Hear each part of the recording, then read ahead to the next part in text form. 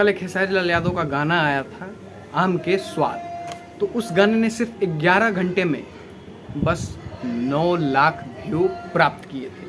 वही पवन सिंह के गाने ने एक दिन पहले उनसे आया था दशहरी अमावा, उस गाने ने 9 घंटे में 11 लाख 12 लाख ऐसा व्यू लिया था, वो बिना पैसे के, बिना पैसे के। और एक दिन में पवन सिंह के गाने पे 3 मिलियन व्यू था। तो खेसारी लाल यादव ने सोचा यार मैं पीछे रह जाऊंगा। जब देखा कि मेरे व्यू नहीं आ रहे हैं बिना पैसे के, तो उसने वीडियो पे क्या किया, ऐड लगा लिया। आप लोग स्क्रीनशॉट देख सकते हैं, वीडियो पे ऐड चल रहा है। तो पैसे लगाया, तो अब इस इंसान को अंदर से वो जलन होती है ना, जलन की, कैसे पवन सिंह का एक दिन में 3 मिलियन आ गया और मेरा 1 मिलियन भी नहीं आया। अभी 12 घंटे हो गए, 1 मिलियन भी नहीं आया। तो थोड़ा सा गिल्टी फील होगा, थोड़ा सा ऐसा लगेगा खेसारी कमज़ोर है, गाना नहीं चल रहा है।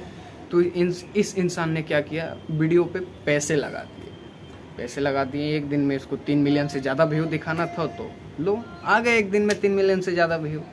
लेकिन देखो, जो असली व्यू होता है ना, वो असली ही होता है, और नकली जो होता है नकली होता है। जनता जानती है कि किसका व्यू असली होता है और किसका व्यू नकली होता है।